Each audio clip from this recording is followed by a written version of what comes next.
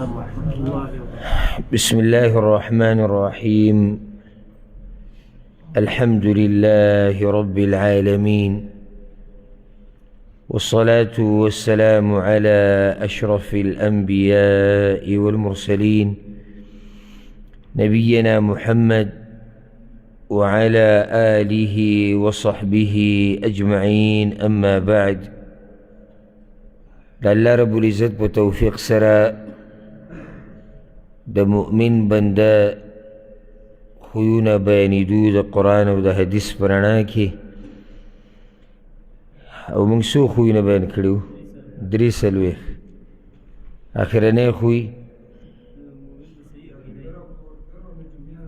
مؤمن دا جادوگر دا کوڑگرو دا نجومیانو پالگرو نزان لری ساتی دا غوی سر تعلقات نساتل دا غوی خوالا نتلل او پا غوی عقیده نجوڑول دا دا مؤمن شان دی. نن با دیو بل خوی پا بارک خبر کو آگا خوی چی آگا دا مؤمن پا کار دی او آگا خوی چی پا غیبان دی قرآن و حدیث کی امر راغلے دی. اول دا خبر یاد ساتل پا کار دی چی اسلام دیسی دین ندے چی پا دی کی رہبانیت تے پا گوٹونو کی ناستا داو تا دنیا نا منع کئی. اسلام تا دنیا نا منع کئی او دا دی دیندار خلقو اعتماد دے پا اللہ باندے چا اللہ رب العزت منگلا دا دین سر دنیا امرا کئی او دا عقیدہ دا. دوی پا مقابل کی آگا خلق چی آگا بی دین دی یا دا صحیح عقیدین نی دی خبر صحیح دین نا اگوی داوی چی یا دین یا دنیا او دیسی دا خبر کول غواړي چې دین چې کې د هغې سره دنیا نه کېږي او دنیا چې کې د هغې سره دین نه کېږي. دا د ډېرو خلکو په ذهن کې دا خبره پرته ده، یعنی یا به دنیا ته سم اړمیږي چې د نوکان پکې خښ کې د ویښه لکه څنګه چې د ډېرو خلکو حال دی. نو دا خبره خو صحیح ده چې د دې سره بیا دین نه کېږي، د دې دنیادارۍ سره دین نه کېږي چې بلکل د ویښه شی وته. خو هغه دنیا چې په هغې باندې ضرورت د انسان پوره کېږي هغې سره دین کېږي او لازم به د هغې سره دینداري کېږي. یعنې څنګه الله رب العزت موږ ته یعنې د دنیا کې موږ پیدا کړي یو بیا یې د هغې دپاره بعض څه ضروري ګرځولي دي او بیا موږ ته وایي دینداري ورسره هم کوئ. نو که دا نه کېدی بیا الله رب العزت موږ ته وي بیا یې نه وي موږ ته. نو اسلام هغه دین دی چې موږ ته موږ باندې داسې پابندي نه دی ایښودی چې دنیا نه به ځان لرې ساتي. دا پیري دا رهبانیت دا زموږ په دین کې الحمدلله نشتی چې زه دنیا بلکل نه کو. دنیا به کې دا ضرورت دی او دین مقصد دی. اوس مسله دا ده چې یو سړی په دې دنیا پسې دومره ونښلي چې دین پسې پرېږدي، دی په غلطه طریقه په غلطه لار روان دی. یا یو سړی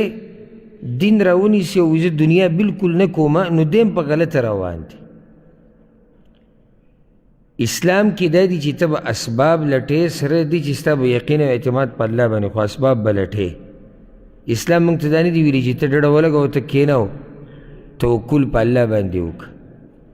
لکه قرآن کې الله رب العزت وی سورة الجمعة کی یا ایها الذین آمنوا اذا نودی للصلاة من یوم الجمعة فاسعوا الى ذکر الله. ای ایمان والو کله چې د جمعې په ورځ د جمعې د مانځه دپاره اذان وشي نو د الله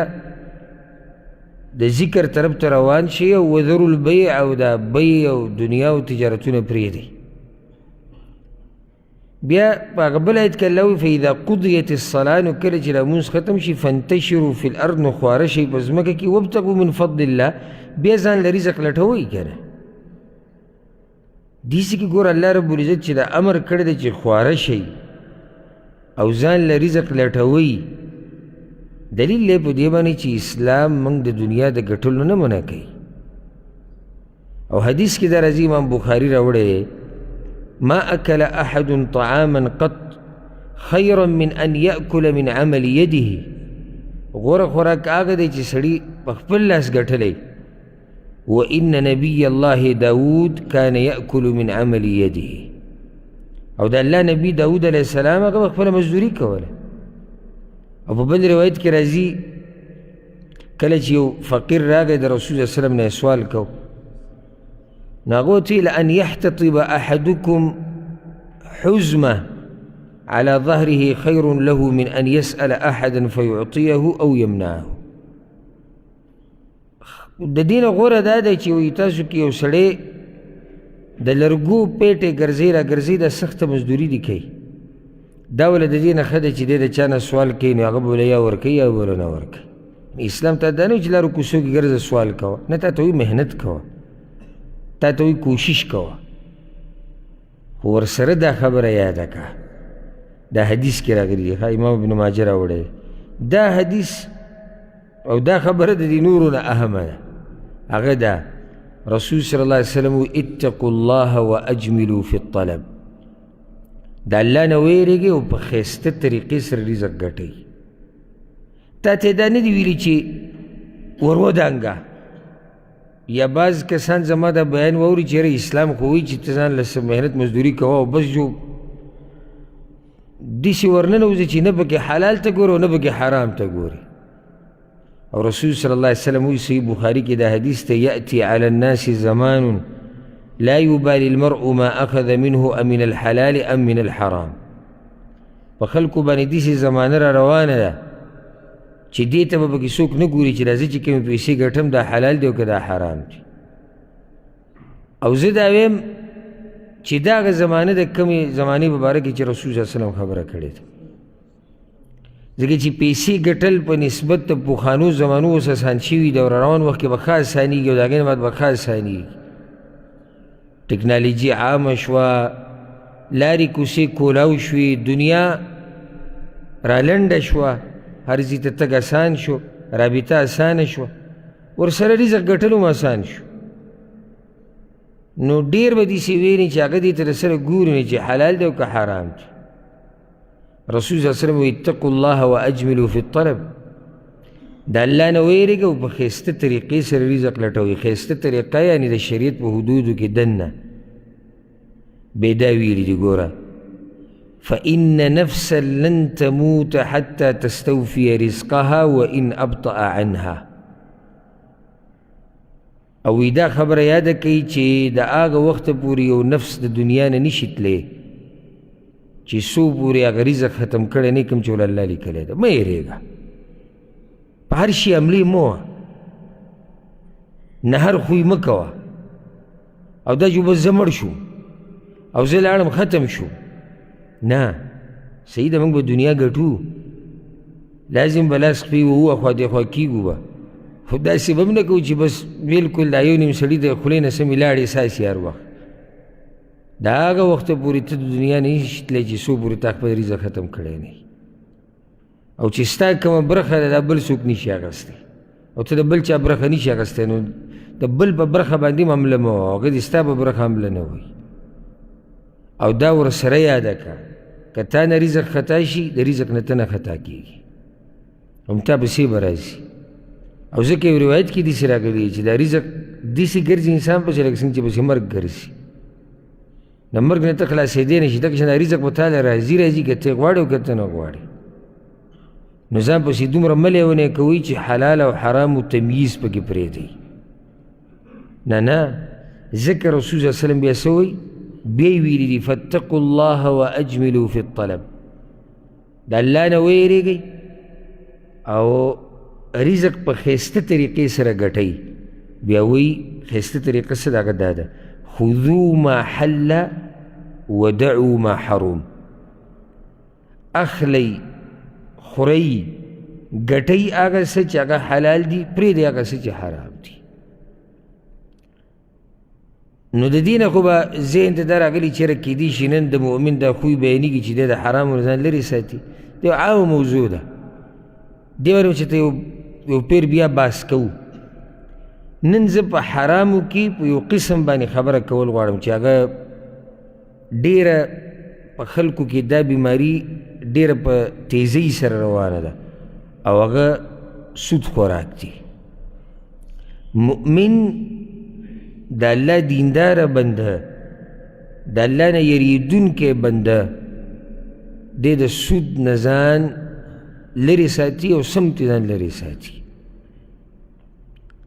سود ته په عربۍ کې الربا ویلی کېږي او ربا دا د زیادت نه اخیستی شوی دی په عربۍ کې ربا زیادت ته نو سود ویم دی ته که ته په قرضو کې زیادت کې یا په بعضو مخصوصو شیونو کې زیاتی کول موږ دلته د سود احکام نه بیانو د سود احکام مسائل هغه ځان له یو موضوع ده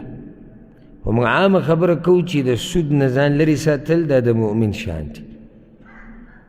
او دا ورسره یاده کړه لکه بعض خلک دا تپوس مانه کوي چې یعنې یو سړی غریب دی وایي غریب دی دی هم سود نه خوري د احکام د اسلام دا داسې نه چې غریب او مالدار دپاره پکې فرق دی بعضو ځایونو کې که فرق راغلی هغه به یو څو ځایونه په هغې به هم دلیل وي اوس یو سړی وایي چېره زه خو غلا کومه ځکه زه غریب یم او زه خو ډاکه اچوم ځکه زه غریب یم او زه خو دا کار کوم زه غریب یم زه خو حرام خورم زه غریب یم بیا د ایمان څه پته لګي او د ایمان د څه دپاره شو چې زه به په غریبۍ کې د حرامو نه ځان لرې نه ساتم او زه به په مالدارۍ کې د حرامو نه ځان لرې ساتم دا د کومه د الله بندګي کې د بندګۍ پته خو هم دې ټیم کې لګي چې ته محتاج یې یو شي ته او هغه تا ته په حلاله باندې په اسانۍ سره نه میلاویږي په حرام راته میلاویږي او ته دې ځان ساتي دې ته دینداري وایي دې ته تقوا وایي او چې کله ته موړ او حلال د سره بې حسابی نو په دغه ټیم کې خو د حرامو نه ځان ساتل اسان دي په نسبت د هغه حالاتو چې کله پکې ته محتاج یې ډېر نو دا خبره د ذهن اول وباسي چې زه غریب یم او زه مالدار دا اوس یو حال دی کیدای شي لکه اوس یو سړی دی مري د لوږې نه مري او د ده مخې ته حرام پروت دی دې صرف د دې حرام نه دومره نوڼۍ اخیستی شي چې د ژوند پې پاتې شي بس او څه ووایم چې دې مرتبې ته پکې لاسوک رسېدلی اوس که دغه حال سړی وایي دغه جدا مسله ده خو نور د عام غربت چې کمی او فقیري دا جواز د حرام د خوړلو نه دی چېرې زه به حرام خورم نو سود په هر حال کې حرام دی الله رب العزت قرآن کې تفصیلاً د سود خبره کړې ده بیا رسول صلی الله علیه وسلم په حدیثونو کې د هغې بحث کړی دی او دا سود حرام دی د قرآن په رڼا کې د احادیثو اجماع د امت ته په دې باندې بلکې دا یاده کوي څومره امتونه چې تیر شوي دي پخواني په ټولو باندې الله سود حرام کړی دی دا دومره لوی جرم دی او ولې آخر دا جرم ډېر لوی دی او دومره بدي ویلی شوې ده د هغې به حکمتونه انشاءالله تاسو ته په آخره کې بیانوم ځکه چې دا کیدی نشي یاد یې که او دا زموږ ایمان او عقیده ده چې یو شي کې دې موږ ته فایدې په دنیا او په آخرت کې او الله دې هغه په موږ باندې بند کړي دا نشي کېدی خو چې کله الله په موږ باندې یو شی حرامو که نه نو پوه شي چې یا خو زموږ دین ته نقصان ورکوي یا زموږ دنیا ته نقصان ورکوي نور خو الله قرآن کې هو الذي خلق لكم ما في السماوات وما في الارض جميعا الله په دې ځمکه اسمانونو کې چې څه دي ستاسو دپاره الله وایي ما پیدا کړي دي نو چې زموږ دپاره پیدا کړي دي او په هغې کې به څه حرام کړي نو په هغې کې لازم حکمت د حکمت نه خالي خبره نه او داسې هم کیدای شي چې کله د بعضو احکامو حکمتونو ته زموږ ذهن لاړ نه شي خو نور اکثر واضح دي علما کوشش کوي د حکمتونو د معلومولو او ستاسو څه خیال دی چې الله به موږ باندې سود حرام کړی دا به بې حکمت وي په دې کې به هېڅ فایده نه وي زمونږ لازم به په دې کې حکمتونه او الله نوم دی الحکیم او حکیم بې حکمته خبره او بې حکمته کار نه کوي قرآن کې الله رب العزت د سودخورو باره کې خبره ذکر کړې ده. سوره بقره کې پوره یو مخ کې تقریبا دا خبره شوې ده. الله رب العزت وی الذين يأكلون الربا لا يقومون إلا كما يقوم الذي يتخبطه الشيطان من المس. کم خلک چې سود خوري قیامت په ورځ چې کله دوی د قبرونو نه راپاسي نو دوی به لیوني داسې به راپاسي لکه دوی به لیوني. او دې باره کې آثار هم ډېر راغلي دي لکه سعید بن جبیر رحمه الله به وي، امام ابن جریر دا اثر راوړی ویبعث آکل الربا یوم القیامة مجنونا. سودخور به د قیامت پر ورځ الله رب العزت داسې به راپاسي لکه لیونی ګډ وډ وي لکه پیریان چې په سړي باندې راغلي یتخبطه الشیطان من المس. څنګه چې دا سودخور په دنیا کې ګډ وډي د ده پیسو پسې او په مال پسې یو منډی لیونی، نه حلالو ته ګوري نه حرامو ته ګوري، نه د الله رضا ته ګوري نه د الله ناراضۍ ته ګوري. دغه شان دی په آخرت کې هم لیونی راپاسي دي ټول مخلوقاتو په مخ کې. وجه سره جرم ذلك بأنهم قالوا إنما البيع مثل الربا. الله وی دوی دا خبره کړې وه چې سود او بیع دا خو یو شی دی. او دا به وی بعضو مشرکانو یاره وی عجیبه خبره ده چې تاسو وی الله سود حرام کړی دا بیع او سود کې څه فرق دی؟ انما البیع مثل الربا. بیع کې ته یو شی راوالی په ارزانې والی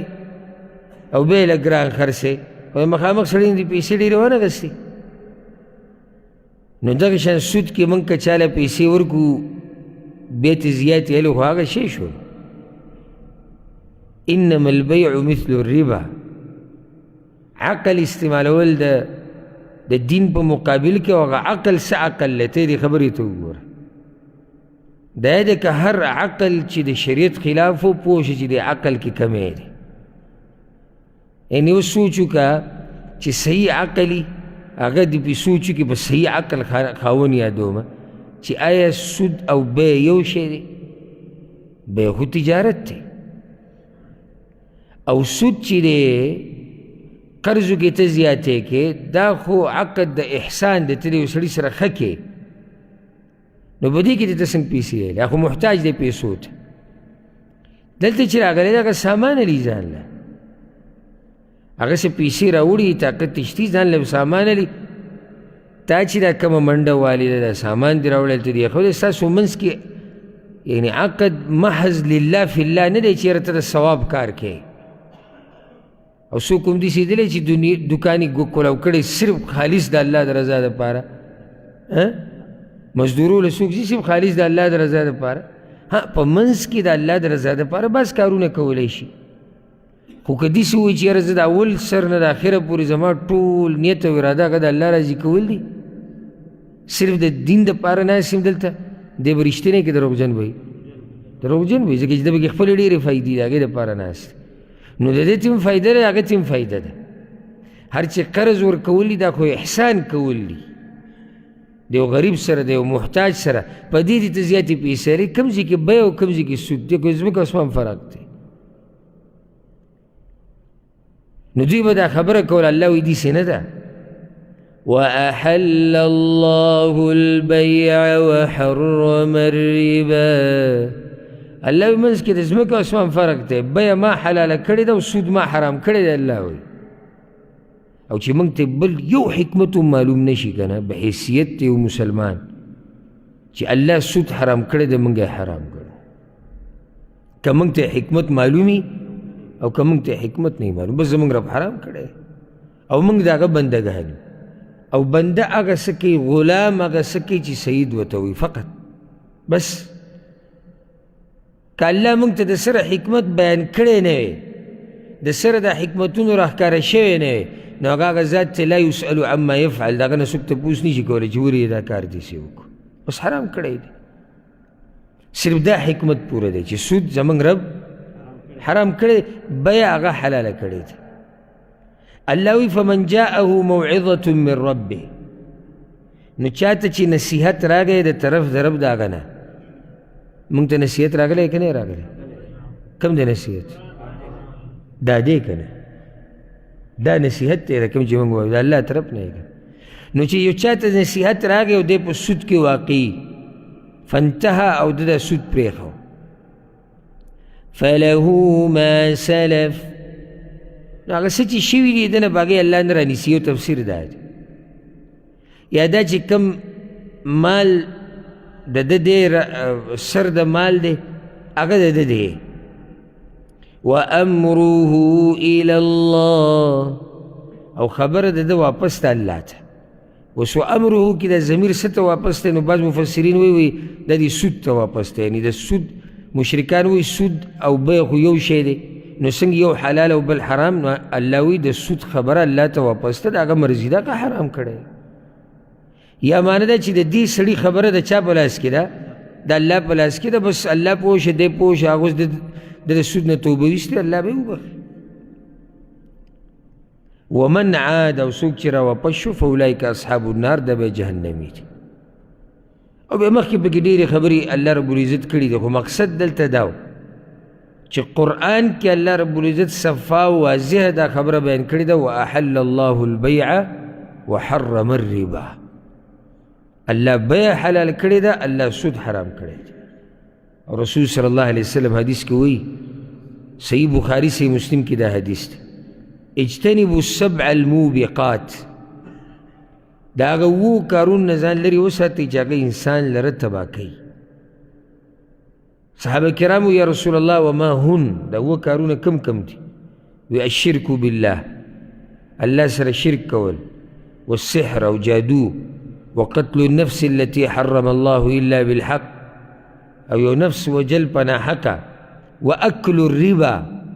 او د سود خوراک،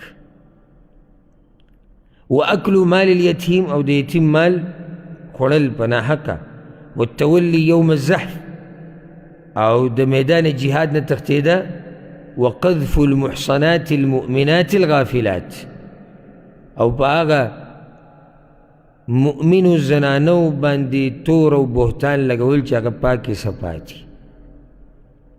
یو فایده دلته ذکر کړمه، د آیت کې هم الله وایي الذین یأکلون الربا، څوک چې سود خوري، او د حدیث کې هم د اکل الربا. یوازې ګورئ د سود خوراک حرام نه دی، ګورئ د سود سره هر قسمه تعلق جوړول حرام دی، خو دا خوراک ذکر کېږي ځکه چې غالبا خلک یې دغې دپاره کوي. نور دا مطلب بنی چې د سود صرف خوراک حرام دی، که نور څه تعلق دی د سود سره جوړ کړو نو هغه صحیح ده.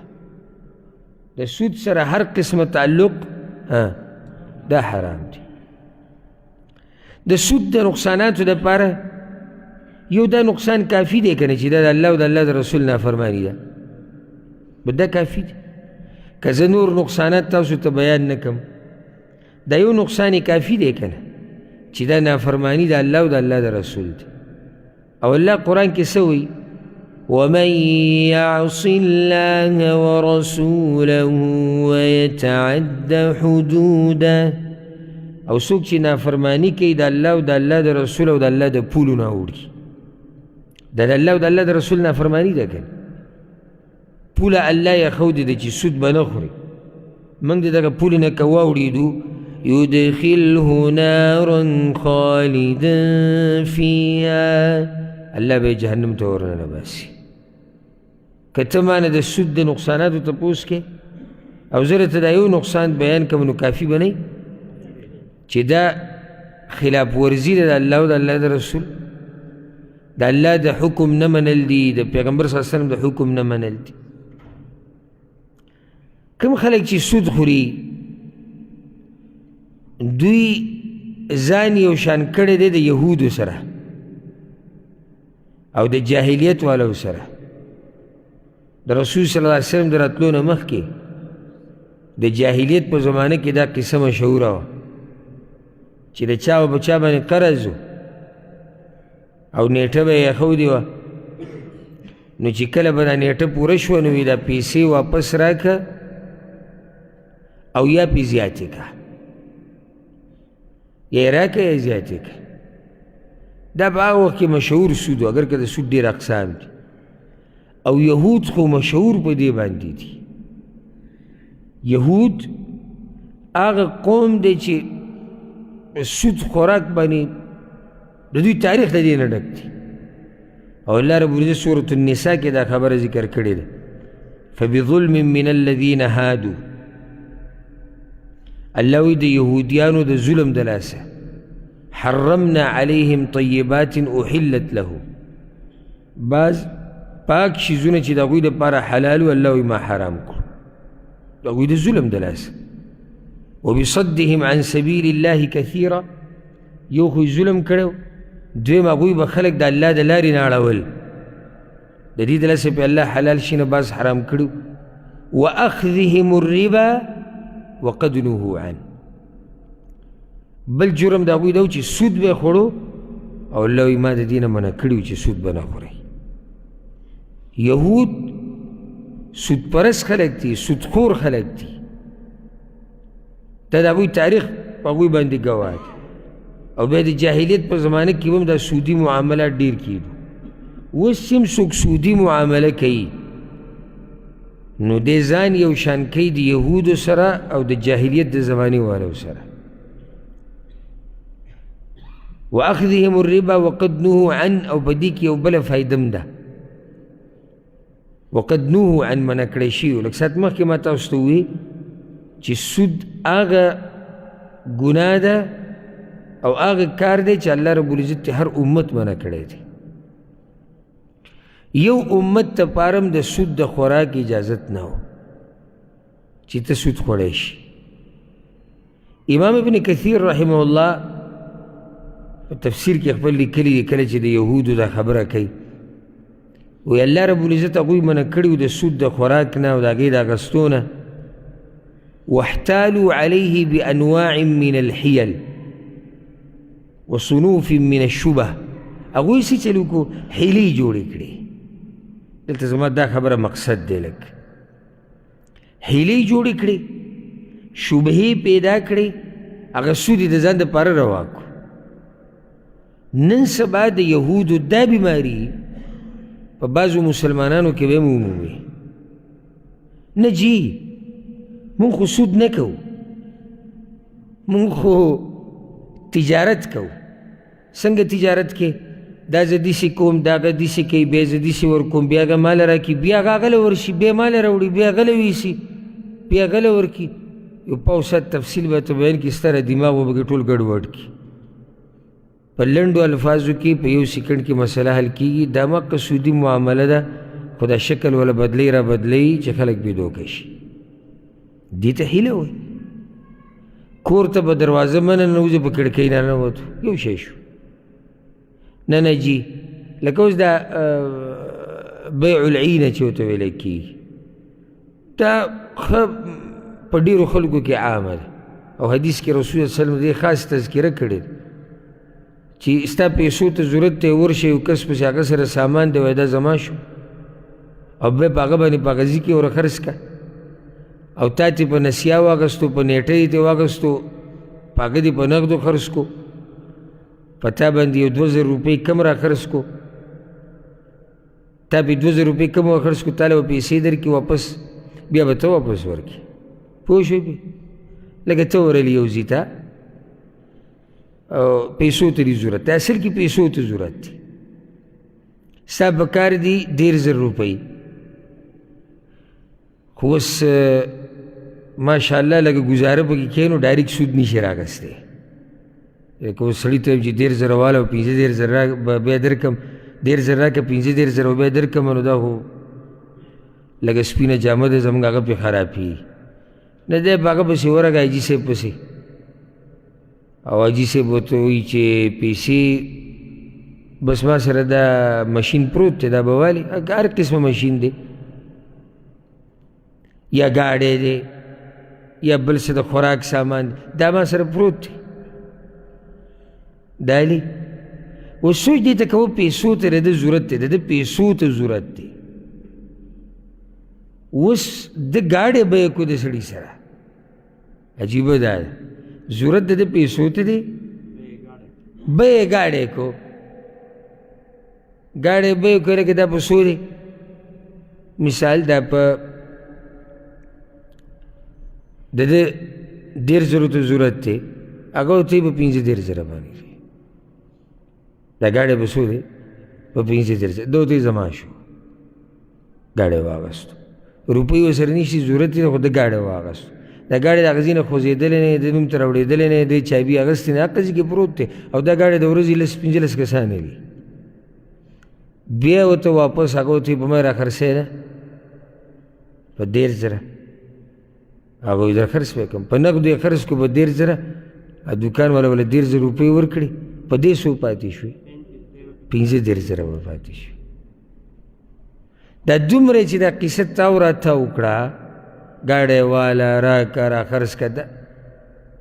نو دې کمقل ته دا په دې خو به ته ما دوکه کړې نو الله ربالعزت دوکه کولی شي په دې خو به ته د یو انسان دماغ واړی را واړی چې نه نه جي دا داسې او نه نه جي دا داسې مخکې ورځو کې زه یو کس سره لګیا وم ما دا معامله ما ته ستا برابر نه ښکاري یاره نو نه دوی کوی مولیان ناست دي کمیټۍ کې نو مې ناست دي که نه نن سبا خو خصوصا زموږ د ملک خبره کومه هلته خو مولیان په پیسو پکې میلاویږي او دا مالداره چې څه وایي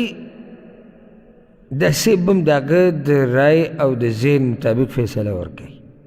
مه خفه کېږه ته دا سوچ مه کوه چې یاره ولې مولا داسې کېدی شي او کېدی شي داسې کوم سړی د الله نه نه هېرېږي د آخرت غم ورسره نه هغه هر څه کولی شي لکه څنګه چې د عوامو کې د سودخور د الله نه نه هېرېږي په دې سود ورغلی دغه شان دغه سړی صرف دومره دی چې له پاسه پې جامه د علم پرته اگر که علم ورسره نشته هغه هم دا کار کوي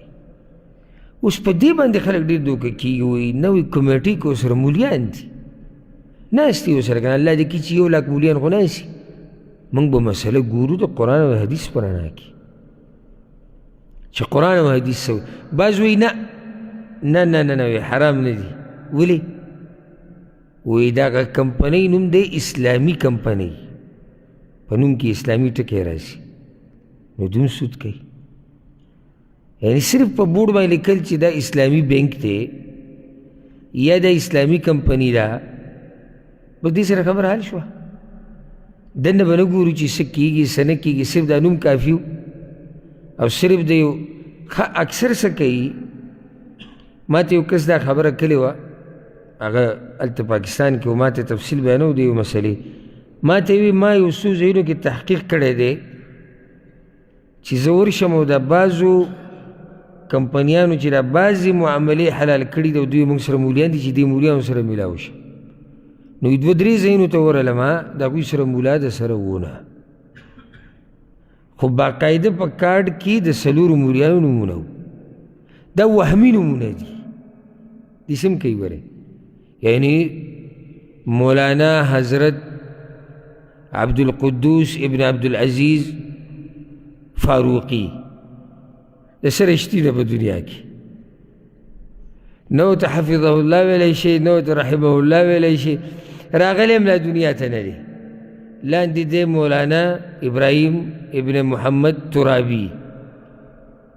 او بل لاندې او تا ته وګوره ها وګوره نو دله خو بس بیا جوړه شو دی دغه پاڼه ګرځي را ګرځي چې په دې چا چې دا معامله کړې وایي 4 روپۍ دستخطي کړي دي هغه 4 څوک دي دنیا کې شته هم نه هغه 4 چې دوی کم یادوي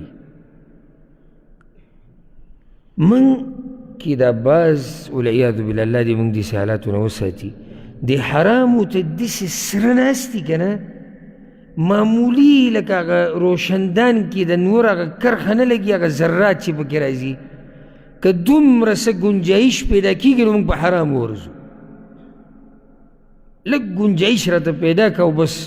ورمات به یو دې ته نه ګوري زما رب څه وایي پیغمبر څه وایي د دې خبرې فایده څه ده د دې خبرې نقصان څه دی دې ته پکې موږ نه ګورو نو نن سبا هم د یهودو په شان دا حیلې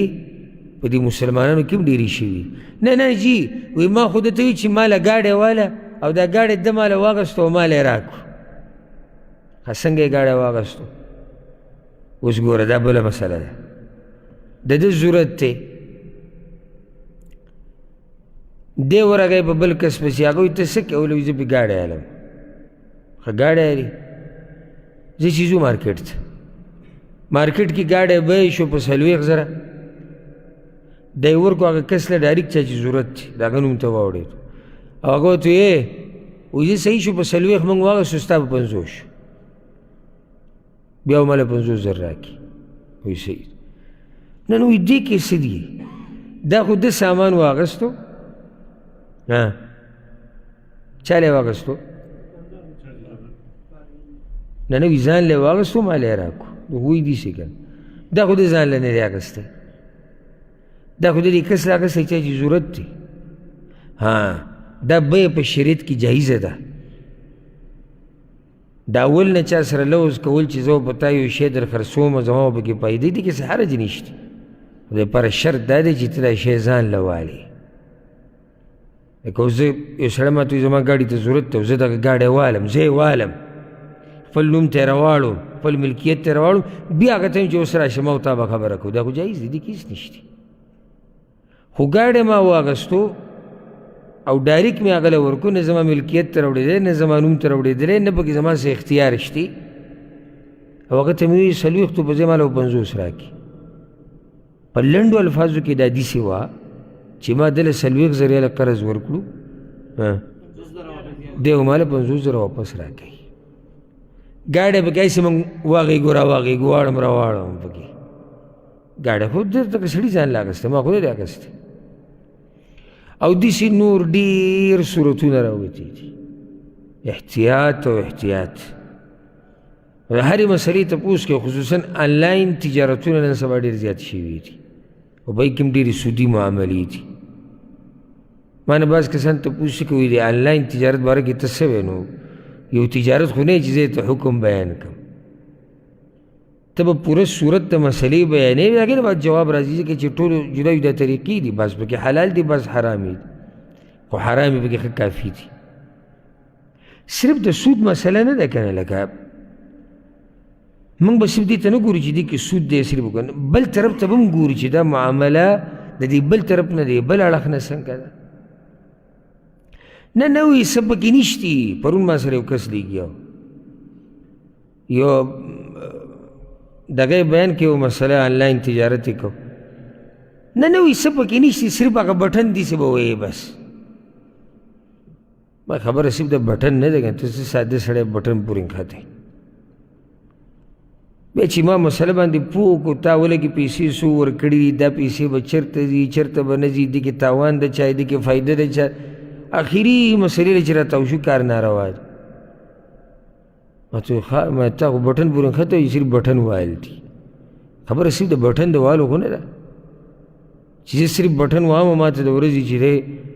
$100 راځي، ما ته د ورځې $10 راځي، د الله نه یېره پکار ده. که څوک تیاری دی ته چې د الله سره جنگ ته تیاری او جهنم ته تیاری، هغه جدا مسله ده، ځکه چې الله د سودخورو په باره کې اعلان د جنگ کړی دی. او ځکه الله قرآن کې وایي فَإِن لَّمْ تَفْعَلُوا فَأْذَنُوا بِحَرْبٍ مِّنَ اللَّهِ وَرَسُولِهِ. که تاسو غلی نشوئ او قلار نشوئ د دې سود نه، نو بیا اعلان جنگ دی تاسو سره د الله د طرف نه او د رسول صلی الله علیه وسلم د طرف نه. اوس که څوک په الله زورور کېدی شي په جنگ کې جدا خبره ده. سودخور د ده سره الله د جنگ اعلان کړی دی او ده چې د سود شروع کو دم اعلان کړی دی، ولیاذ بالله چې او یا الله زه تیار یم. دا که دی په دې ژبه باندې نه وایي که نه، نو دی په لسان الحال سره لګیا دی، د حال د قوي چې او یا الله تا خو د جنگ ویلي دي، زه ورته تیار یم، زه تا ته دا پتون ټپومه، زه یې کومه. او جنگ یوازې د الله سره نه، جنگ د الله سره او د الله د رسول سره. فاذنوا بحرب من الله ورسوله. دا لوی تاوان دی. او ځکه عبدالله بن عباس رضی الله عنهما دی په تفسیر کې وایي استيقنوا بحرب من الله ورسوله. معنی دا چې دا خبره یاده کوي، یقین په دې خبره وکړي چې تاسو سره جنگ د الله او د الله د رسول دی. کم خلک چې سود خوري که په هره طریقې سره سودخور ناشکر دی د الله د نعمتونو. یو سړی به چې څنګه ناشکر دی د الله د نعمتونو. کله چې الله رب العزت د سود خبره کړې ده که نه سورة البقره کې، نو الله وی والله لا يحب كل کفار اثیم. د الله نه دی خوښ هغه کس چې ډېر ناشکر دی او ډېر ګناهګار دی. دا ناشکر دلته ولې ووي؟ اشاره دې ته چې سودخور په اصل کې ناشکر دی، دی نه دی راضي په هغه څه باندې چې الله د لپاره تقسیم کړي د حلالو نه، په هغې نه دی راضي که نه، او په هغې باندې اکتفا ونه کړه په هغه طریقو باندې کمې طریقې چې ول شریعت روا کړي دي. نو کوشش شروع کو چې د خلکو مالونه په ناروا طریقو سره وخوري، نو دی شکر ګزار دی که ناشکره دی؟ ناشکره دی.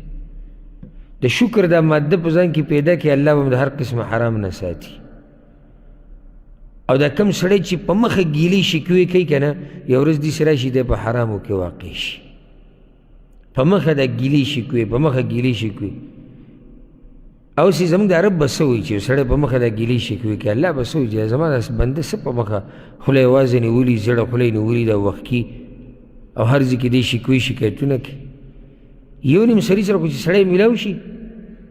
سړی ډېرې نه چېړم په جړه راته نه شي،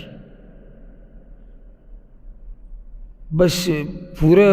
یو ګنټه پریاد درته کوي. دومره شکوې به وکړي د الله نه که نه، دومره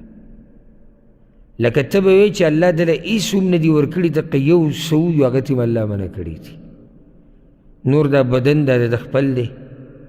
دا بچي دا د پخپله پیدا کړي دي، دا ښځه د ده دا د پخپله پیدا کړې ده راوستې ده، دا کور د ده دا روغ بدن، دا روغ صحت، دا دینداري، دا اسلام طرف ته توفیق، دا هر څه دا د خپل دي، کورني دي. صرف یو شی والعیاذ بالله د الله په لاس کې او هغه الله دله نه دی ورکړی. دقه مطلب دی په لکاو بې شماره نعمتونو کې په یو نعمت باندې به دی داسې شکوې شروع کړي د الله نه چې سړی حیران شي. لکه نو په دې کې به د الله حکمت او صبر کوه او شکر کوه په دې نورو د کمې چې در کړي دي. نو سودخور د ناشکرۍ د لاسه په سود کې واقع شو. تاسو ته دا نصیحت کوم چې ناشکري د الله مه کوئ، ګنې په حرامو کې به واقع شي. ځکه چې ناشکره سړي ته دا شته نعمتونه کم ښکاري، نو د ډېرولو په هڅه کې دی پرېوځي په څه کې؟ په حرامو کې. دا چې لګیا دی دوکې دړکې په تجارت کې کوي او دروغ وایي، ده په هغه حلالو باندې صبر او شکر کړی دی؟ نه، دا سود چې خوري د شکر نه دی کړی، صبر یې نه دی کړی. دا ډاکې چې کوي، دا غلا چې کوي، داسې پسې بیا ځه. مین سبب، رئیسی سبب هغه دا دی چې دا سړی ناشکره دی او بې صبره دی. دا دو صفات په ځان کې ساتي. ګورئ ښه، شکر، صبر. څه در الله در کړي به هغې شکر وباسه، او چې څه نه یې در کړي صبر کوه. او ژوند دقه شان د مؤمن تېرېږي د صبر او د شکر په منځ کې، کله یو طرف ته کله بل طرف ته، کله یو طرف ته کله بل طرف ته. د کوم وخته پورې؟ د مرګه پورې. زما ستا ژوند دقه شان دی، یا صبر دی یا شکر دی، یا صبر دی یا شکر دی. ها، سودخور او د سود استعمالونکي او څوک چې سود خوري دا ټول ملعونین دي. ملعون څه ته وایي؟ لعنت د الله پې ویلی شوی دی، او لعنت د الله د رسول صلی الله علیه وسلم پې ویلی شوی دی. حدیث کې راځي، امام مسلم راوړی دی، رسول صلی الله علیه وسلم وایي لعن رسول الله صلی الله علیه وسلم آکل الربا وموکله وکاتبه وشاهدیه وقال هم سوا. د الله رسول لعنت ویلی. لعنت مطلب څه دی؟ د الله د رحمت نه شړل. یعنی رسول صلی الله علیه وسلم داسې ویلي چې یا الله د خپل رحمت نه یې لرې ساته. څوک د سود چې خوري، څوک چې به بل خوری، څوک چې لیکي څوک چې ګوی ورکوي وقال هم سوا وي ټول برابر دي بعض وایي نه نه زه پکې صرف کمپیوټر چلوم زما په هغه کمپنۍ کې او د بینک کې کار څه دی کمپیوټر او په دې کې لازم ته په طریقې سره خو لګې مرسته کوې که نه وایي زه بهر صرف چوکیدار یم ما سره صرف ټوپک دی لاس کې ده پکې څه لا شتي شتي پکې نه نه موږ صرف هغوی له یعنی خبرې هغه وله صرف لیکو بس عقد لیکو نور خو موږ څه نه کوو دا ټول په دې ګناه کې شریک دي دا ګواه دی پکې هم شریک دی الله نه یره پکار دی او دا دومره بده ګناه ده که نه د الله دومره بدي شي چې دا ګواه دا لیکونکی دا راوړونکی دا ټول یو شان کړي دي دلیل دی په دې خبره چې د الله رب العزت دا ګناه انتهایي بدي شي انتهایي بدي شي کم خلک چې سود خوري یاد کوي دا خلک دعوت ورکوي د الله عذابونو ته او دا زموږ په دې ملکونو کې چې دا کوم حالت روان دي که نه دا کوم غربت دی فقر دی بدامني ده د دې صرف یو حل نه دی ګوره چې موږ تجارتي طرف ته سوچ کوو د دې دغه یو حل دی بس بنیادي مسلو له راشه من بغاوت کړی دی د الله د بعضو احکاماتو نه د رسول صلی وسلم د بعضو احکاماتو نه د هغې د لاسه هم عذابونه راځي تا هلته ورشه سود څنګه چلیږي جواري زه یو پیر تللی وم کراچۍ ته بیا داسې ووتم څه کار مې و نو په یو بازار تیر شوم نو ماشومانانو لوبې کولې یو بل سره نو زما ورته داسې پام شو ډېر شی را جمع شوي وو نو د یو پیسې راواغېستې کېښودې هغه بل پیسې راواغېستې کېښودې یاره داسې تقریبا 8-9 کالو زیات نه زیات 10 کالو داسې ټول امزوري وو نو کوم ملګری چې ما سره روان و ما دا زموږ حال دی او ماشومانان هم پښتانه وو دا زموږ حال دی ما ګوره زموږ د 8-9 کالو بچې د اوس نه جواري کوي بیا موږ وایو بچو کې برکت نشته او ملک کې برکت نشته او کور کې برکت نشته ګوره د دغه ټیم نه به جواري دغه شان دو پیسې راوستې به جیب کې مخې ته کېښودې بل د جیب نه پیسې راوستې کېښودې وایي چې چا وګټلې دا پیسې دا به دې ته جواري وایي که نه کومه چې شریعت حرام کړې دا نه کېږي هلته که نه زما دا خبره غلطه ده ماشومانان یې کوي زه لا د مشرانو خبره نه کوم دوکې دړکې حرامې طریقې خو داسې روانې ته پوس یې مه کوه او چې له چا په څه اوس بر شي بلکې هغه چې د دین نوم استعمالوي هغه پکې هم لګیا دي وهنې کوي بس او نور خو پرېږده د هغو خبره به نه کوو د الله نوم استعمالوي او دوکه کوي د الله نوم استعمالوي د الله د دین نوم استعمالوي او دوکې پکې ورکوي زه به نور څه خبره وکړم نور به څه بحث وکړم حدیث کې راځي امام احمد راوړی ګوره ما ظهر في قوم الربا والزنا هر کله چې یو قوم کې سود او زنا عامه شوه که نه الا حلوا بانفسهم عقاب الله دې خلکو په ځان باندې حلال کو عذاب د الله دعوت یې ورکو کوم قوم کې چې څه عام شي سود او زنا سوچ ورته کوئ بیا و تاسو خو د عقل خاوندان یې وګورئ خپلو حالاتو ته خپلو علاقو ته وګورئ زه به خپلې علاقې ته وګورم هغه به خپلې علاقې ته وګورو ټول به سوچ وکړو د خپل ګریوان کې به وګورو چې موږ خو چېرته د الله عذاب له دعوت نه دی ورکړی که نه زه د یو کس خبره نه کوم چې ته ما پسې راشي او ما ته یو کس خو پکې ښه دی 2 کسان پکې ښه دي 10 کسان ښه دي عامه مجموعي خبره کوم حالات څه روان دي زموږ ځوانان کوم طرف ته روان دي پیغلې جنکۍ کومې طرف ته روان دي هغې نه باید به ته پته ولګي سودخور سود خوړونکو یو ناشنا عذاب ذکر شوی د امام بخاري یو اوږد روایت راوړی دی ما یو پیر داسې بیان هم کړی خوب د رسول صلی الله علیه وسلم او د هغې تعبیر په هغې باندې ما پای کې ما دا خوب تفصیلي ذکر کړه ای کې دا چې دوه کسان پر رسول الله وسلم پسې رالو او هغه یې بوتو یو پاکې ځمکې ته هغه بیا اوږد حدیث دی که دې ته ذهن ته راغلی مې لږ ډېر په هغې کې دا دي چې فانطلقنا حتى اتینا على نهر من دم دغه دوه کسانو زه بوتلم ورسره روان وم نو په یو نهر باندې په یو سیند باندې تیر شو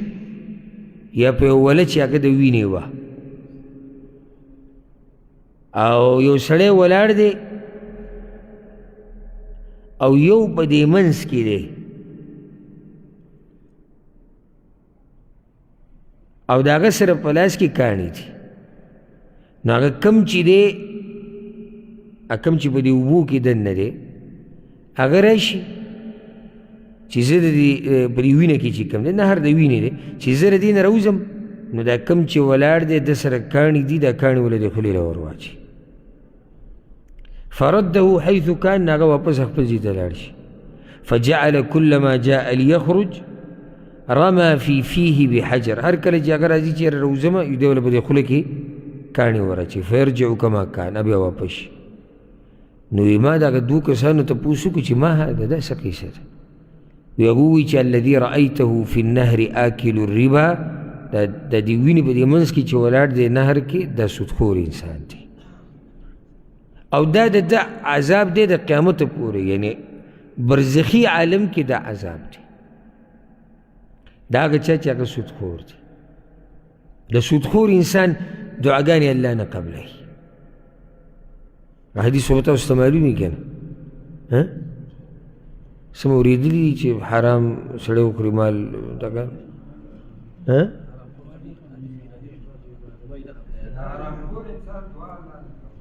هغه اوږد حدیث دی چې هغه یو کس په سفر یو ګډوډي یو ببر ویښته یو په سفر باندې روان یمد یدیه الی السما الله ته لاسونه اوچت نیولي یا رب یا رب ای رب ای رب رسول وسلم وایي څنګه به د ده دعا قبوله شي او خوري حرام سکي حرام اغوندي حرام غذای حرام ده فانا يستجاب لذلك الله به د دعا څنګه قبوله کړي او ذکر رسول صلی الله علیه وسلم سعد رضی الله عنه ته نصیحت کړی وګوره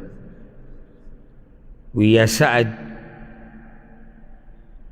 سعد رضی الله عنه راغلی رسول صلی الله علیه وسلم ته وی الله نه سوال وکړي چې الله زما دعاګانې قبلوي ناشنا مطالبه یې کړې وی الله ته ووایه دعا وغواړه چې الله زما دعاګانې قبلوي رسول صلی الله علیه وسلم ورته وی سعد اطب مطعمك تكون مستجاب الدعاء پاک خوراک کوه حلال الله به دعاګانې قبلوي لنډه طریقه یې ورته وکړه چې یعنی سوچ کوو نو اوس موږ راشو موږ زموږ دعاګانې نه قبلېږي بې شماره خلکو دا ګیله او شکوه ده ډېرې وجې د دعا د نه قبلېدو یوه وجه دا کیدی شي چېرته سوچ دې کړی چې زما دا مال په څه طریقه دی دا زه څه خورم څه څکم څه اګوندم دا حلال دی او که حرام دی یو روایت عبدالله بن مسعود رضی الله عنه دی امام ابن ماجه مختصر راوړی دی امام حاکم راوړی دی تفصیل سره وی رسول صلی الله علیه وسلم وی چې الربا 73 بابا د سود 83 دروازې دي ټول سود یو شان نه دی که نه زیات او کم پکې شتي خو ټولې دروازې سودي 83 و ایسرها مثل ان ينکح الرجل امه په دې کې د ټولو نه کمزوري دروازې دي چې لکه یو سړی چې خپلې مور سره زنا کوي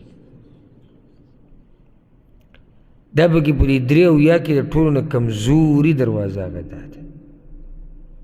کوم یو سړی دا غواړي چې زه دې په داسې ګناه کې واقع شم چې رسول صلی الله علیه وسلم د هغې مثال داسې بیانوي یو څوک هم نه غواړي الا هغه سړی چې هغه ملا تړلي د الله دشمنۍ ته او جنګ ته نه او جدا خبره ده سود دا ګوره برکت ختموي او دا قرآن کې الله خبره کړې ده یمحق الله الربا ويربي الصدقات الله سود ختمي او صدقې ډېرې برکت پکې اچي سود څنګه ختمي دا لازم نه دی چې سود به داسې ختمېږي چې دا پیسې به ختمېږي ټولې او موږ لیدلي دي داسې ورب الکعبه داسې تاجران زه شخصي پیژنم چې هغه کروڑپتیان لکپتیان یو اوس داسې فقیران دي چې د یو نه د بل نه غواړي مال کې سود دا سود ډېر وخته پورې نه وي داسې لږ وخته پورې شي چې سړی پکې ورننوځي که نه او لاین پرېږدي دا پړی پسې لږ سس کړي ته نه دا مطلب شي چې بس هر څه ما سره شو بیا الله رب العزت راونیسي نو لازم نه دی چې داسې به ختمېږي داسې هم ختمېدی شي او کله داسې چې ډېري خو برکت پکې نه وي معنی دا چې د ده په کار نه راځي تاسو سوچ نه کړی دا یو نیم سړی وایي مال را سره ډېر دی خو څه پوه پرې نه شو کم ځای نه راځي په کم ځای لګي هېڅ پته نه لګي په دومره ډېر مال کې دی بیا هم محتاج دی مال ته بیا هم دی وایي زما ضرورتونه نه پوره کېږي ټول ضرورتونه به د ده د یو لاکي تقریبا ګټي دی 10 لاکه 20 لاکه دی بیا وایي ضرورتونه نه پوره کېږي دې ته هم برکت ختمېده وایي ښه کله داسې برکت ختم شي ویربي الصدقات الله صدقې ډېروي الله صدقې ډېروي سبحان الله ما نه یو کس دا تپوس کړی و ملک کې عالم و زمونږ خپل منځ کې خبرې کولې وی صدقو سره مال ډېرېده دا حسي هم کېدی شي معنوي هم کېدی شي یعنې داسې هم کېدی شي چې یو سړی د الله په لار کې مال ولګو یعنې 100 روپۍ ولګولې الله ورله هغې په ځای 1000 ورکوي داسې شوي دي د ډېرو خلکو سره کله داسې ډېره شي خو کله داسې ونه شي نو بیا په تا باندې اعتراض کوونکی اعتراض کولی شي چې یاره دا خو الله یو شان خبره کړې ده وریاض بالله وشو بل شان اعتراض خو هر څوک کولی شي هر څنګه یې کولی شي الله وایي چې د صدقو سره مال ډېرېږي دلته خو ظاهره کې مال کم شو او دا د بخیلانو نه تپوس وکړه چې ډېرېږي کمیږي هغه به یې راته ښه تشریح وکړي چې ډېرېږي او که کمیږي چې ته 100 روپۍ راوالې غریب لی ورکړي د دې بعضو څه انتظاري پته ته شتي یاره زه کله ناکله د الله نه داسې حیا راشي راله زه هم د الله وایي چې زما دا بندګان څه دي چې په لالچ لګیا دي د دې بعضو دا انتظاري چې زه به دا 100 روپۍ په دې کوڅه کې ورکړم نو په دې بله کوڅه کې به الله ماله 1000 روپۍ راکړي هسې دغه غونته کې لین دین دی چې یا الله ډېرې که جو زه به دلته دا ورکړم دا څه دینداري شو چې ته د 100 په مقابله کې د 1000 په انتظار ناسي ها درکوي به غیرتي ذات دی خو ما او تا دغه مقصد به نه ګرځو موږ خپل رب راضي کوو ابو الدحداح رضی الله عنه تاسو ته یاد دی که نه د باغ خاوند بیا په جونګړه کې اوسېدو الله وله بیا په دنیا کې بل غټ باغ نه و ورکړی د 600 ونو د هغې په بدل کې ول آخرت کې ورکړی خو هغه دې دپاره نه و ناست چې یعنې یا رسول الله وی یا رسول الله جنت کې به الله ونه راکوي وی اواو درکوي جنت کې دی یې ویلي چې یا الله 600 ونو باغ 600 ونه په خوله یادېږي د 600 ونو باغ ورکوم الله به د 1200 ونو باغ راکړي دنیا کې دا تپوس یې نه دی کړی نو صرف په دې پسې هم مه ګرځئ چې زه به دا 100 ورکړم چې په 200 به را رواني او زه به جدا منډه ووم د الله د رضا دپاره یو دغه کار به الله د هر څه اینې او نوټ کوي نو که داسې ونه شي 100 روپۍ ورکړي ماښام ماسخوتنه پورې هغه 100 نه شوې ټک ټک تا ته ور وټکو راوځوي بیخ دي وځه تا خو موږ ته وایي د صدقې سره مال ډېرېږي او تا موږ تباه کړو 100 روپۍ لاړې موږ وایو دا کله حسي ډېرېدی شي ته به محسوسې کړي کله معنوي کله آخرت کې ډېرې شي ما او تا ته پته نه لګي نو هغه کس ما ته دا وایي هغه عالم وایي که داسې اعتراض وشي دې به څه جواب وي زما ورته وایي ذهن نه ځي نو ما جواب خو دې حدیث کې شوی دی الله ورته زما ذهن بوته او انسان کمزور دی کله یو مسله دی یو چا ذهن ته نه ورځي چا هغې ته ورغلي حالانکې ښه تکړه عالم و نو بیا ورته ما هغه حدیث بیان کړو صحیح بخاري کې هم د نورو کتابونو کې هم دی چې تاسو کې یو سړی 1 روپۍ ولګوي که نه یو کجوره ورکړي د الله په لار کې الله رب العزت ورله دا ساتي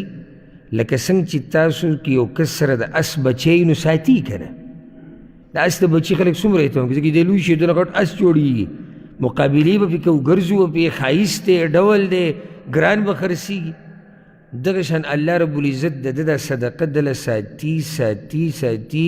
د هغه کجورې نه یو غر جوړ شي قیامت پورې چې دی ور مخامخ شو یا الله ما دا کله ورکړي ما خو کجوره ورکړې وه الله ورته دا کجوره ده که صدقې داسې هم ډېرېږي داسې سره مار سره ډېرېږي نو د سود سره برکت ختمیږي صدقو سره زیاتېږي حکمت څه دی لکه دا موضوع اوږده ده خو دا یو څو حکمتونه به ذکر کړو خبره به ختمه کړو حکمت څه دی چې الله رب العزت دا سود په موږ باندې حرام کړی دی دې کې ګوره اقتصادي حکمتونه هم دي اخلاقي هم دي اجتماعي هم دي د معاشرې دپاره دي د فرد په باب کې دي ټول حکمتونه دي اولنی حکمت ګوره دا دی سود الله په دې حرام کړی دی چې ته د انسان نه مال علي بغیر د عوضه یې په بدل کې خو څه نه ورکوې که نه تا یو کس له زر یې له ورکړو واپس تا له هغه 1200 درکړو د 200 یې څه واخیستې د څه په عوض کې دې واخیستې هېڅ شی ناروا دې ونه کړه دا 200 ریاله تا د مسلمان څنګه واخیستو او یو حدیث کې راځي حرمت مال المسلم که حرمت دمه د مسلمان د مال دقه شان عزت دی څنګه چې د وینې عزت دی څنګه چې ته د مسلمان وینه نشي تویولی که نه په ناحقه تپوس به کېږي دغه شان د مسلمان د مال به هم تپوس کېږي د مسلمان مال خوړی شي خو په حقه طریقې سره په روا طریقو سره یو پکې دا حکمت دی چې ته دا مال بغیر د عوض علي څه دي کړي چې ته د هغه نه دا مال علي وایي ما چې قرض ورکړی نو قرض خو ما تاسو سره اکثر مخکې وي چې عقد د احسان دی ښه کول دي دویم دی کې ګوره سبحان الله دا هم لوی حکمت دی که سود روا شي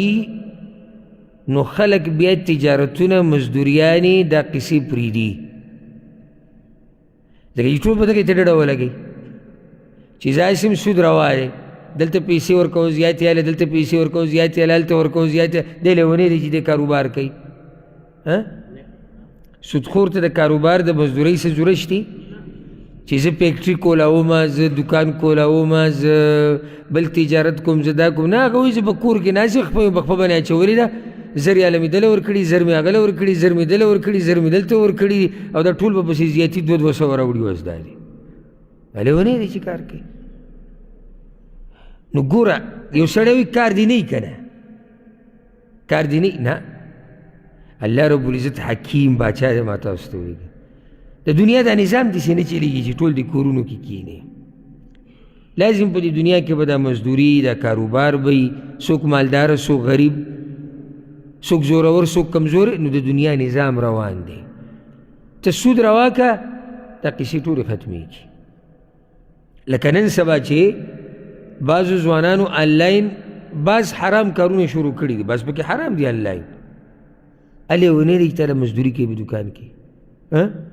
کوي مزدوري حلال تجارت کوي هغه وایي چې دلته کور کې ناست یم ماله پیسې راځي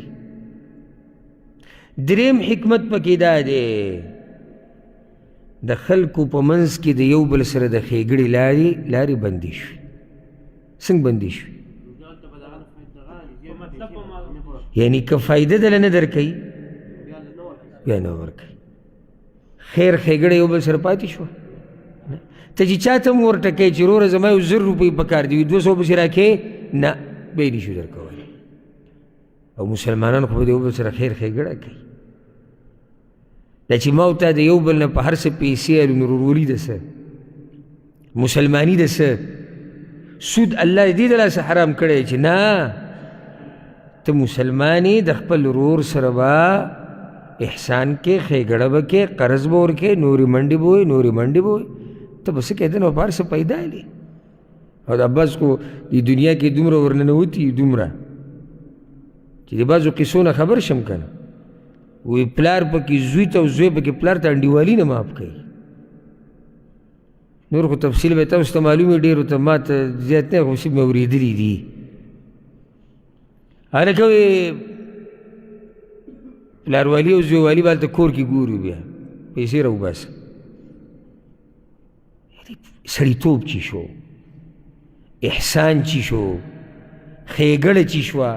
ته زما خوا ته رالې ما ته دې ور وټکو چې یاره یو 500 روپۍ په کار دي،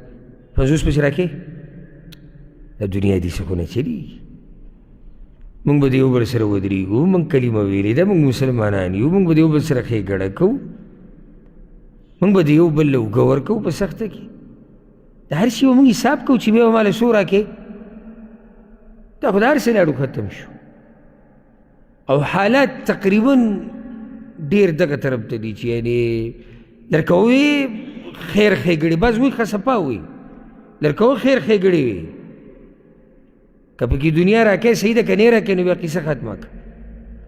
چې پلار او د زوی د یو بل سره ګزاره نه کوي، بل به څوک ګزاره؟ ورور ته ګرېوان ته لاس اچوي، راوباسي تا چې پرون ډوډۍ خوړلې وه او ته یې نه وي او څه شي نه وي، پیسې راوباسه. زما خوا له یوه ورځ یو کس راغی، ما ته ور وټکو، زه راووتم، ډېر په بد حال و. نو هغه به ما ته ووایي چې زه دلته یو باغچه یو ځای یاد کړو، په هغې کې شپې ورځې تېرومه. نو ما ولې؟ وایي انډیوالانو راویستی یم، 2-3 میاشتې کار نه و. هغه وایي چې نور موږ صبر نه شو کولی،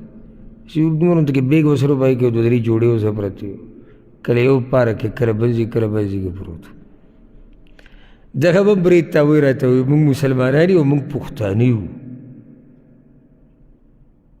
او وایي زمونږ چې کور ته ورننوځي ټوپکې، وایي موږ ټولو سره ټوپکې هم پرتې دي، تماچې موږ ته ګډ غیرت ټوپک او تماچه ښکاري. دې ځای کې د ټولو د غیرت پته ولګېده چې یو مسلمان بهر په یو کوڅه کې پروت دی او بل کوڅه کې پروت دی. زه خیر دی څه وخته پوه مرسته کوئ ورسره هېڅ خبره نه ده، الله به یو لار راوباسي. نو که چېرته سود الله رب العزت حلال کړی وی، نو په منځ کې به د خیر ښېګړې دا خبرې دا به ختمې شوې وې. بله دا الله رب العزت ظلم نه غواړي، بل حکمت دا دی ظلم نه غواړي. ظلم د غریب سره که نه، او مالداره زورور، ځکه چې مالدار خو همیشه لاس بر دی، مال لږ قرض نه راکې واله ها دومره پسې راکې. همیشه ظلم شو د کمزوري سره او د غریب سره، او الله رب العزت ظلم نه غواړي. الله رب العزت دا نه خوښوي چې بندګان دې په یو بل ظلم وکړي، ځکه یو حدیث کې الله وایي، حدیث قدسي دی، وایي ما ظلم په خپل ځان حرام کړی، نو ځکه مې ستاسو منځ کې هم حرام کړی، په یو بل به ظلم نه کوو، او دا غټ ظلم دی. نو دا یو څو حکمتونه اگر که نور هم دي سړی پکې سوچ وکړي، کوشش کوي چې ځان ساتئ د هر قسمه حرام مال نه، خصوصا بیا د سود نه چې دا نن سبا دا فتنه او دا حرام و دا لار ډېره په تیزۍ سره خورېږي او روانه ده. الله رب العزت دې موږ د هر قسمه حرامو نه وساتي. الله رب العزت دې زمونږ الله رب العزت دې موږ ته پاک او حلال مال دومره راکړي چې زمونږ پکې حرامو ته ضرورت را نه شي، او الله رب العزت دې موږ ټولو ته پراخه حلاله روزي راکړي. هذا والله أعلم، وصلى الله وسلم على نبينا محمد.